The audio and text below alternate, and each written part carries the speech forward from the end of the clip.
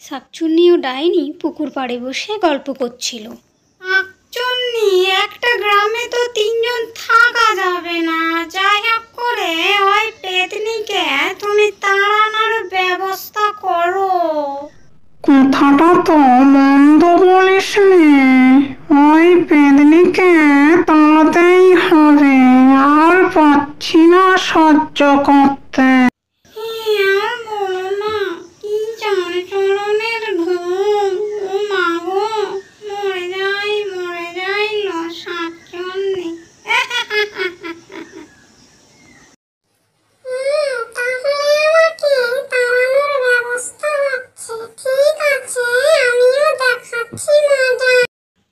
এই বলে পেতনি চলে গেল। পেতনিটি রাস্তায় যাওয়ার পথে তার নিজস্ব রূপ বদলে একটি মানুষে পরিণত হলো। রাস্তায় একজন হেঁটে যাচ্ছিল, তাকে দেখে পেতনি বলে উঠল, বাঁচান বাঁচান দয়া করে, নইলে এই গ্রামের মানুষকে সবাইকেই মেরে ফেলবে ওই ভূতেরা। বাঁচান এই গ্রামকে, বাঁচান দয়া করে।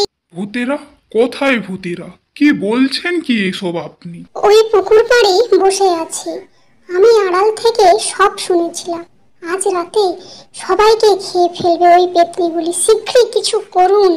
হ্যাঁ, আমি এখনই গ্রামের লোকেদের খবর দিচ্ছি। এই বলে লোকটি দৌড়ে গ্রামের লোকেদের ডাকতে গেল। এখানে পেতনি মনে মনে হাসতে লাগলো।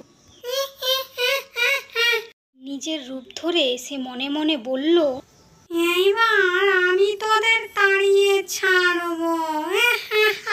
সন্ধ্যের সময় গ্রামের লোক পেতনিদের তাড়ানোর পরিকল্পনা করছিল।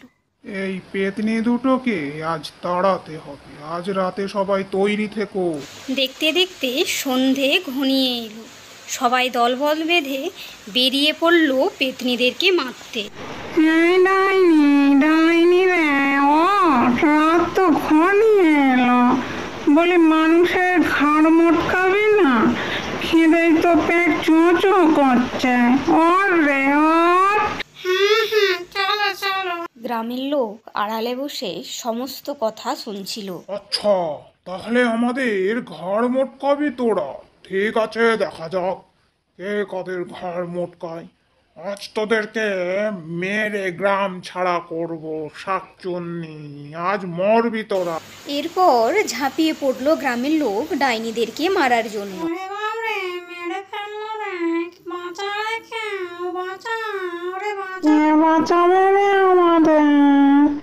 বাঁচতে চাইলে পালা, এই গ্রাম ছেড়ে পালা রে পালা। গ্রামের লোকের কাছে এত মার খেয়ে শাকচুন্নি ও পেতনি গ্রাম ছেড়ে পালাতে লাগলো। আমায় নাকি গ্রাম থেকে তাড়াবে? আমি তো তোদেরকেই তাড়িয়ে দিলাম। এরপর পেতনি শেওড়া গাছে একাই থাকতে লাগলো। এরপর গ্রামের লোকও নিশ্চিন্তে গ্রামে বসবাস করতে লাগলো।